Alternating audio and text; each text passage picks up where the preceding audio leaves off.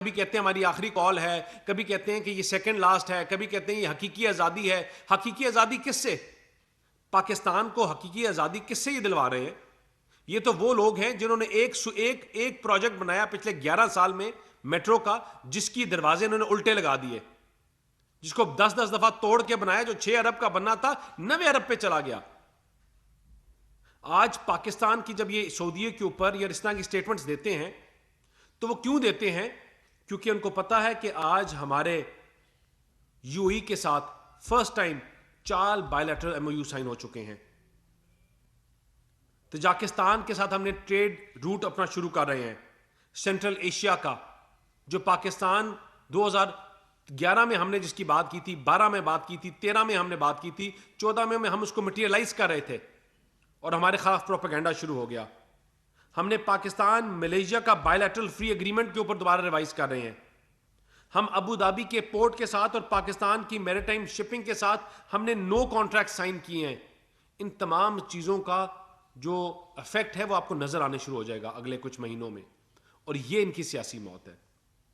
حکومت کبھی بھی یہ اجازت نہیں دے گی کہ ایک جتھا آ کر اسلام آباد کے اوپر حملہ کرے، یہاں کے لوگوں کے اوپر حملہ کرے، جلاؤ گھراؤ کرے and they go scot free. اس کے اوپر سخت سے سخت ایکشن لیا جائے گا، اس کو اسٹرانگلی دیکھا جائے گا۔ آپ اگر یہ after the peaceful and protection act 2024 اس میں بڑی کلیئر آپ نے واضح کر دی ہے طریقہ کار۔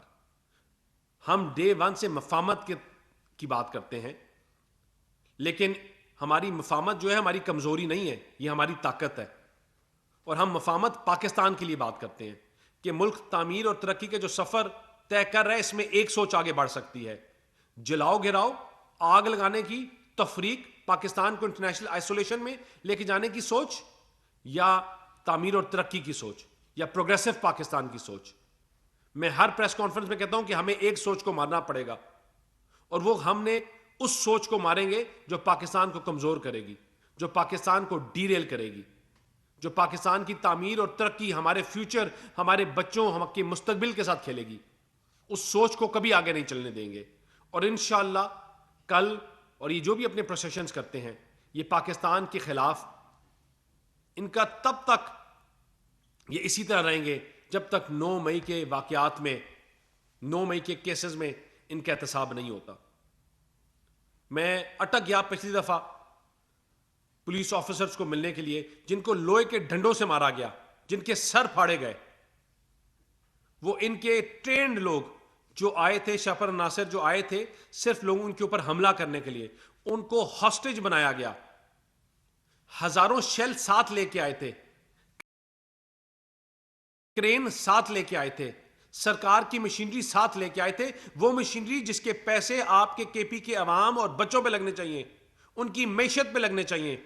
وہ پیسے یہ اپنی سیاست کی نظر کرتے ہیں، وہ پیسے یہ اپنی انٹرنیشنل پالیٹکس اور 5th جنریشن وارفیئر میں استعمال کرتے ہیں، جس کا حق آپ اور ہمارے بچوں کے اوپر لگنے کا ہے۔ 11 سال سے صوبے میں بیٹھے ہوئے ہیں، 11 سال سے، آج بھی جائیں ان کے روڈوں کا، ان کے علاقے کا کوئی پرسانے حال نہیں ہے۔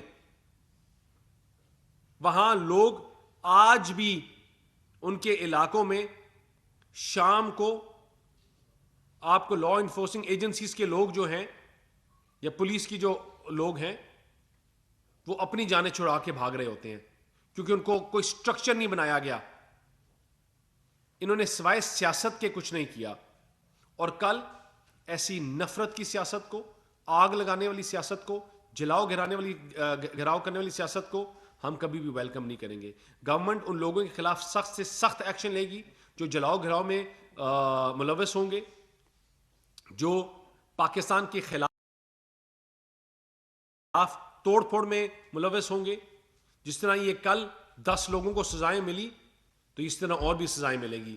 وہ لوگ جو پاکستان کے ساتھ زیادتی کرتے ہیں، پاکستان کو کمزور کرنے کی بات کرتے ہیں، نہ وہ محب وطن ہو سکتے ہیں، نہ وہ ہوں گے، اور نہ ان کو اسٹیٹ اجازت دے گی۔ ان کے وہ آئی ڈی کارڈز بلاک کرنے ہوں، ان کے پاسپورٹس بلاک کرنے ہوں، یا جو بھی سخت سے سخت ایکشن لینا پڑے ہم لیں گے۔